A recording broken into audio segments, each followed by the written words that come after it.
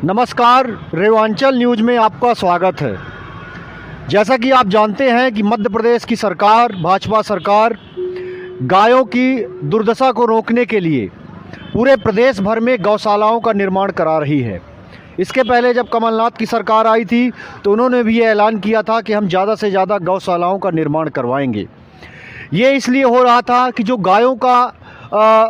गायों से के प्रति लोगों का जो मोह घट रहा है, वो गायें गौशालाएं में पहुंच जाएं और शासन उन गायों की व्यवस्था करे। लेकिन ज़मीनी हकीकत क्या है, इसको जानने के लिए हमारे साथ ऐरा पशु मुक्ति अभियान समिति के संयोजक श्री पूर्णानंद तिवारी जी हैं, जो कि लगातार गायों की दुर्दशा को रोकने के लिए प्रयास कर रहे हैं तथा किसानों की जो फसल बर्बाद हो रही है उस पे भी वो लगातार संघर्ष कर रहे हैं। आइए उनसे समझते हैं कि गायों को दुर्दशा रोकने के लिए जो गौशालाएं बनाई गई हैं उनकी ज़मीनी हकीकत क्या है। सर बताइए, सबसे पहले जो ये गौशालाएं पूरे प्रदेश भर में बनाई गई हैं उनकी ज़मीनी हकीकत क्या है? क्या गौशालाओं में गायें पहुंच रही हैं? अभी कुछ समय पहले हम लोगों ने नई गढ़ी के पास एक बहुती प्रपात के पास एक गौशाला का निरीक्षण किया था। उसके पश्चात अभी कम से कम उस निरीक्षण करने के बाद हम लोगों ने जब उसकी जानकारी दी शासन प्रशासन को, तो अभी जा कर के उसका उद्घाटन किया गया है। तो जब तक कोई ध्यान नहीं दे रहा है तब तक गौशालाएं अपूर्ण हैं, गौशालाएं ठीक से बनाई नहीं जा रही, उनमें व्याप्त भ्रष्टाचार व्यापक है। इसी विषय को लेकर के, इन्हीं सब चीज़ों को लेकर के हमने इस बात का निर्णय किया कि पूरे ज़िले भर में जो आवारा पशु, ऐरा पशु की वजह से जो समस्या है उसके लिए हम लोग काम कर रहे हैं। उसमें चाहे वो गौशालाओं के निर्माण में जो व्यापक भ्रष्टाचार हो, चाहे गौशालाओं के ना बनने के पीछे जनप्रतिनिधियों की अनदेखी हो, या कि प्रशासन का उतनी मुस्तैदी से काम न करना हो, इन सब चीज़ों को हम लोग लगातार प्रशासन के सामने और जनता के सामने लाने का प्रयास कर रहे हैं ताकि व्यवस्था में लग रहा धन, समय और ऊर्जा का सदुपयोग हो सके। तो आप ऐरा पशुओं के खिलाफ अभियान छेड़ दिए हैं, तो वो ऐरा पशु, ये बताइए कि उसमें कितनी सफलता मिल रही है और मुख्य कारण क्या मानते हैं ऐरा पशुओं का? मुख्य रूप से ऐरा पशुओं के जो समस्या से को ध्यान उसको केंद्रित करने के पीछे मुख्य कारण यह है कि पिछले कई सालों से मैं किसानों के बीच में आ जा रहा हूं और किसानों की अपनी जो समस्याएं हैं उनसे लगातार अवगत होता रहता हूं। तो मुझे ये समझ में आई बात कि पहले तो किसान की स्थिति ये थी कि फसल का सही दाम उसे मिल जाए तो किसी तरह से अपना काम कर ले, लेकिन सही दाम ना मिल रहे के कारण, फसल की लागत बढ़ने के कारण वो फिर भी संघर्ष की स्थिति में था। अभी 4-5 सालों से जो ऐरा पशुओं की जो समस्या हो रही है उसकी वजह से वो जो लागत लगाता भी है वो भी उससे नहीं मिल पाती है। पहले तो उसकी समस्या थी कि उसको लागत के बराबर का मूल्य मिल जाए, तो मूल्य की समस्या तो छोड़ करके अब तो लागत ही निकालना मुश्किल हो रही है। तो आपको क्या लगता है, ऐरा पशुओं पे सरकार जो है, जिला प्रशासन कुछ काम कर रही है? बिल्कुल निष्क्रिय है, बिल्कुल उनका ध्यान इस बात पर नहीं है। वो चाहें तो इस व्यवस्था को, मुझे नहीं लगता है कि बहुत ज़्यादा समय लगेगा अगर वो मुस्तैदी से हमारे यहाँ पे काम करें। जितनी भी ग्राम पंचायतें हैं वहाँ पर अभी तक हर जनपद में मुश्किल से 2 या 3 या 4 या 8 इस तरह से गौशालाओं का निर्माण, अभी हमारे पिछली बार जब हम लोगों ने एक बार जनपद स्तर पर जा कर के ज्ञापन का कार्यक्रम किया था तब तक हमें मिला था। अभी पिछले समय पर हमने कुछ कलेक्टर महोदय से मुलाकात करके उनसे कहा तो उन्होंने कहा कि हम इस पर थोड़ा कोशिश कर रहे हैं। उन्होंने बीच में एक आदेश भी निकाला था कि 50 से 60 गौशालाएँ अभी 10-15 तारीख तक पिछले महीने की कंप्लीट करने का उनका लक्ष्य भी था।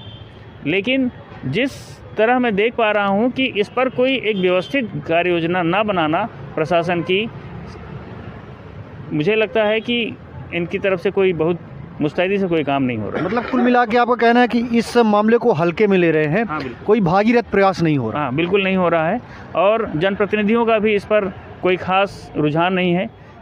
मुझे तो समझ में आता है कि किसानों को उनके किस बात का दंड दिया जाता है शासन प्रशासन के द्वारा कि किसान की समस्या और उसके बारे में सोचने का समय किसी के पास नहीं है।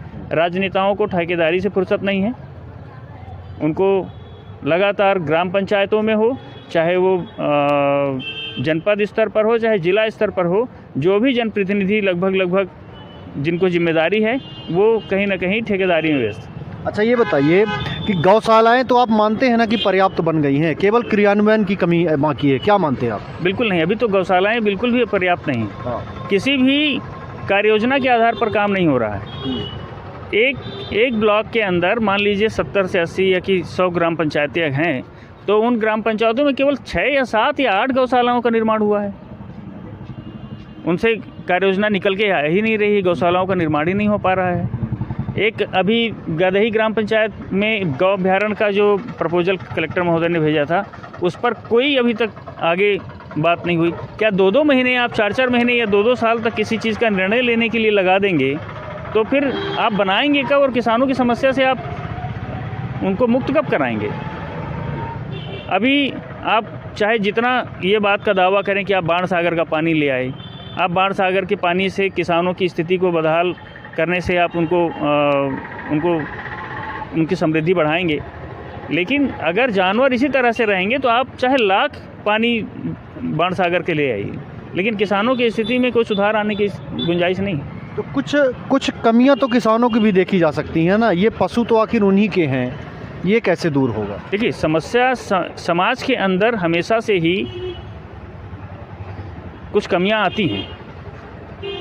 हम कहते हैं कि समाज के अंदर हमारे ही आसपास के, हमारे ही बीच के लोग कुछ अपराध करते हैं, तो उन अपराधों को क्या इस बात के लिए मुक्त कर देना उचित होगा कि ये अपराध तो समाज के लोगों के द्वारा ही किया गया है? अपराधियों के लिए व्यवस्था बनाई गई है, कोर्ट बनाई गई है, पुलिस बनाई गई है, तमाम तरह की व्यवस्थाओं से उनको गुजारा जाता है। तो क्या यह कहना उचित थोड़ी होगा कि किसानों के जानवर हैं तो ये समस्या उन्हीं की है? यह समस्या अब विकराल हो चुकी है, अब ये अव्यवस्थित हो चुकी है। जानवरों की जो समस्या है वो अब किसी भी गांव में जो 200, 300, 250 जानवर घूम रहे हैं, वो उस गांव के जानवर नहीं रह गए हैं, वो एक जगह से दूसरे जगह पलायन कर चुके हैं। तो अब स्थानीय स्तर पर आप दबाव नहीं बना सकते हैं कि ये जानवर आपका है, आप इसको बांध लीजिए। तो क्या कार्य योजना है आपकी, किस तरह से काम हो कि ऐरा पशुओं पे लगाम लगाई जा सकते? आपके मन में भी कुछ विचार होंगे? हमने एक कार्य योजना कलेक्टर महोदय को 5 सूत्रीय कार्यक्रम भेजा था, साथ ही कई ऐसे सुझाव हैं। जैसे मुख्य रूप से पहली चीज़ तो यह है कि गौ अभ्यारण्य 2 या 3 गौ अभ्यारण्य रीवा ज़िले में बनाए जाएं। 8 से 10 ग्राम पंचायतों के बीच में कुछ ऐसी गौशालाओं का निर्माण किया जाए जहां किसानों के द्वारा ऐसे जानवरों को जमा कराया जा सके जो उनके लिए उपयोगी नहीं है। उनको गौ अभ्यारण्य में ले जा करके उनका संवर्धन और उनको डेवलप किया जाए, और गौ अभ्यारण्य से जो जानवर संवर्धन के माध्यम से प्राप्त हों वो किसानों को दिया जाए। दूसरी चीज़ है कि जो भी जानवर रखे हुए किसान हैं उनके गोबर की खरीदी हो। दूसरी चीज़, अभी गौ कैबिनेट के निर्माण की जो घोषणा मध्य प्रदेश सरकार ने की है, शिवराज सिंह चौहान जी ने की थी, उसको 7-8 महीने हो गए, उस पर कोई अभी तक पहल नहीं हुई है। उसको जल्द से जल्द ध्यान दे करके 900 रुपया प्रति माह जो जानवरों के गौपालकों को देने की बात थी, अगर उसको चालू कर दिया जाए। जैविक खाद तो अपने आप, हाँ बिल्कुल, ये जैसे ही ये सारी चीज़ें होंगी उसका उपयोग बढ़ जाएगा, उनका जो संवर्धन है जैसे ही शुरू किया जाएगा तो ये सब चीज़ों पर बात आगे बढ़ेगी। अभी तो मुख्य रूप से समस्या ये है कि जानवरों के जो किसानों के बीच जो जानवर हैं उनको सबसे पहले तो अभ्यारण्य और गौशालाओं में शिफ्ट करना एक चुनौती है। दूसरी चुनौती है कि जानवर पालने वालों को कुछ प्रोत्साहन दिया जाए, तो उस प्रोत्साहन में आपका गोबर की खरीदी है, उनको हर महीने 800 रुपये देने की बात है, तो इस कार्यक्रम को जल्द से जल्द क्रियान्वयन में लाया जाए। साथ ही ऐसे बहुत सारे किसान हैं जिन्होंने इस पशुओं की समस्या की वजह से उन्होंने खेती करना बंद कर दिया है, तो जिन लोगों ने अपनी ज़मीन छोड़ रखी है उन ज़मीनों का मुआवजा सरकार दे, और साथ ही साथ जो खेती चरी जा रही है उसको एक आपदा की तरह ले और उसका जो मुआवजा है वो किसानों को दे। तो ये थे हमारे साथ ऐरा पशु मुक्ति अभियान के संयोजक पूर्णानंद तिवारी जी, जो कि लगातार जो ऐरा पशु इधर उधर घूम के किसानों की फसल बर्बाद कर रहे हैं उन किसानों की पीड़ा को दूर करने के लिए उन्होंने यहाँ पे सत्याग्रह किया है। वो अनशन पे बैठे हैं और लगातार आपको ये भी दिखाते चलेंगे कि उन्होंने एक हेल्पलाइन नंबर जारी किया है। ये हेल्पलाइन नंबर है 7987178220। इसके माध्यम से आप अगर कहीं भी ऐरा पशुओं की समस्या आपको दिख रही है तो आप इस नंबर पे कॉल करके मदद ले सकते हैं। तो निश्चित रूप से ये बहुत अच्छी पहल है और किसानों के लिए वो अनशन पे बैठे हैं। अब देखना होगा प्रशासन इनकी बातों को कब सुनता है। तो लगातार रेवांचल न्यूज़ को देखते रहिए। तब तक के लिए धन्यवाद, नमस्कार।